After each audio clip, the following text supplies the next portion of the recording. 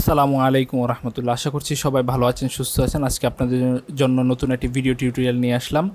আজকে টিউটোরিয়ালটি হচ্ছে এক্সেলের র্যান্ড অ্যারে ফাংশনের উপর। এই ফাংশনটি কিভাবে কাজ করে সে সম্পর্কে আমরা বিস্তারিত জানব। তো র্যান্ড অ্যারে কথাটার মানে কি, তা থেকে আমরা আসলে এই ফাংশনটি বুঝতে পারবো।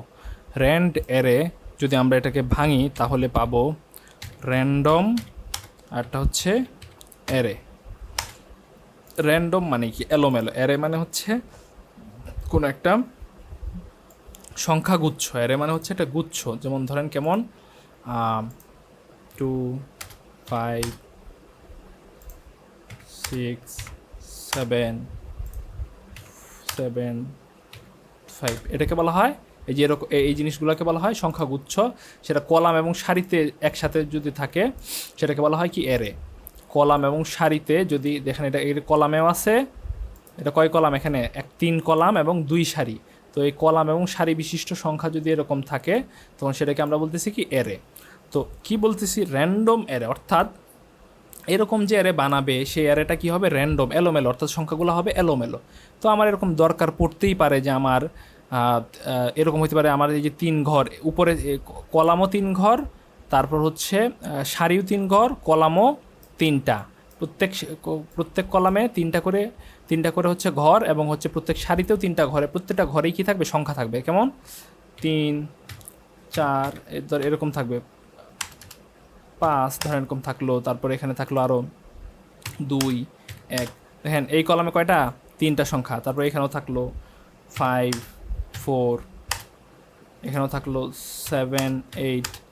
তো কি দেখলেন, তো এখানে কি কি থাকলো দেখেন, এখানে কয়টা কলাম, 3টা কলাম, প্রত্যেকটা কলামের সংখ্যা, এখানে এই যে 3টা, এই প্রত্যেকটা কলামে কি সংখ্যা আছে না, এখানে 3টা কলাম, আর সারি কয়টা, 1টা 2টা 3টা সারি, প্রত্যেকটা সারিতেও কি সংখ্যা আছে।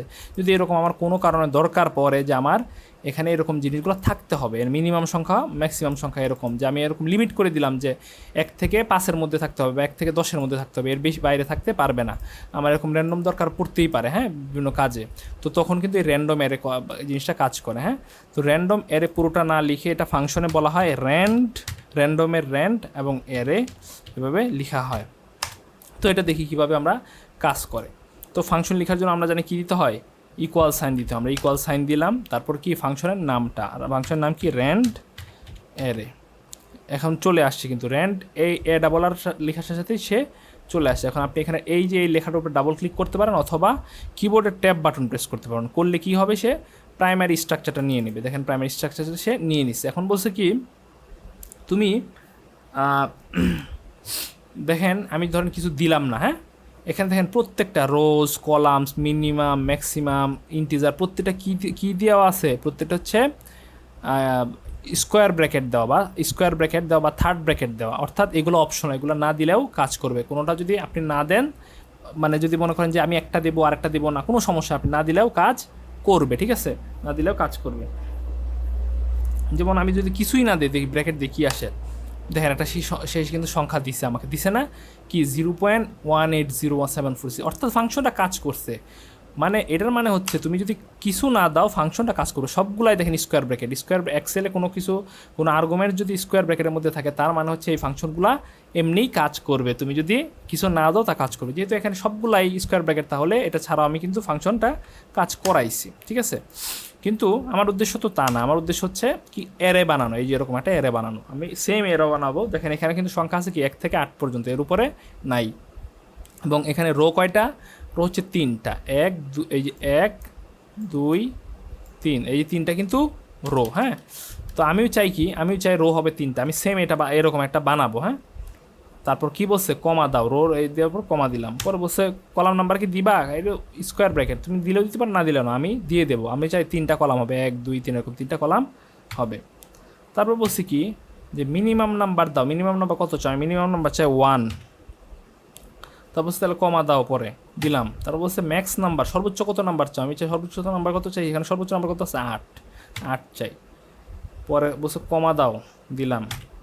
দিয়ে বলছে ইন্টিজার মানে কি পূর্ণ সংখ্যা, তুমি কি পূর্ণ সংখ্যা চাও, যদি চাও তাইলে দিবা হচ্ছে ট্রু দেখো, ট্রু মানে ইন্টিজার, বলছে ইন্টিজার যদি চাও তাহলে দাও ট্রু, আর ইন্টিজার না চাইলে ফলসে কি আছে ডেসিম্যাল, আমি ডেসিম্যাল চাই না, আমি চাইলেও ইন্টিজার। তাহলে ইন্টিজার আছে কোথায়, নিচেরটা ট্রুতে, এটার উপর ডাবল ক্লিক করতে পারি অথবা মাউসের ট্যাব বাটন প্রেস করতে পারি, করলে কিন্তু সে ট্রুটা নিয়ে নেবে, অথবা ডাবল ক্লিক করলে হবে।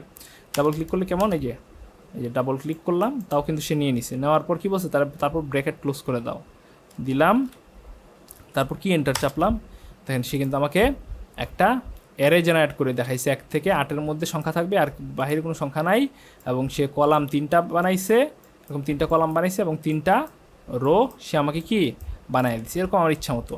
এখন আমি যদি চাই এরকম আরেকটা দেখি আমরা, যে র্যান্ড অ্যারে দিলাম, এটা কি ডাবল ক্লিক করতে হবে না, করার পরে রোজ দিতে হবে। কয়টা রোজ দিতে চাই আমরা, রো চাই ধরেন এখন রো চাই 2টা, কলাম চাই কয়টা, 8টা কলাম চাই। কয়টা চাই, 8টা কলাম, অনেকগুলো কলাম দিলাম। তারপর বলছি কি মিনিমাম সংখ্যা হতে হবে 50, আর ম্যাক্সিমাম কত হইতে হবে 100, ম্যাক্সিমাম হইতে হবে কত 100।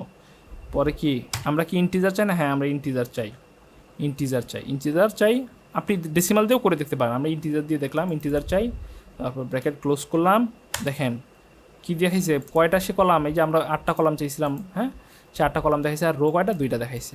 সো এভাবে কিন্তু র্যান্ড এর ফাংশনটাতে আপনি কাজ করতে পারেন। আরেকটা দেখাই, আমরা দশমিক দিয়ে দেখাই, র্যান্ড এরে ডাবল ক্লিক করলাম, করার পর রোজ কয়টা, 2টা রো চাই, কলামও 2টা চাই, তারপর মিনিমাম নাম্বার 1, ম্যাক্সিমাম নাম্বার 2, তারপর কি ম্যাক্সিমাম নাম্বার 2। এখন আমরা কি চাই, আমরা এখন দশমিক চাই, হ্যাঁ ফলস ডেসিমেল, হ্যাঁ ডেসিমেল চাই। ব্র্যাকেট ক্লোজ করলাম, করে দেখেন 4টায় কি আসছে, দশমিক আসছে না, দশমিক আসছে। সো এভাবে কিন্তু আপনার প্রয়োজন সাপেক্ষে র্যান্ড এর ফাংশনটি ইউজ করে আপনি বিভিন্ন অ্যারে জেনারেট করতে পারেন, নিউমেরিক সংখ্যার অ্যারে জেনারেট করতে পারবেন। ঠিক আছে, তো আশা করছি এই ফাংশনটি আপনারা বুঝতে পেরেছেন। নতুন কোনো টিউটোরিয়ালে নতুন কোনো ফাংশন নিয়ে আলোচনা হবে, সে পর্যন্ত ভালো থাকবেন, সুস্থ থাকবেন। আসসালামু আলাইকুম ওয়া রাহমাতুল্লাহ।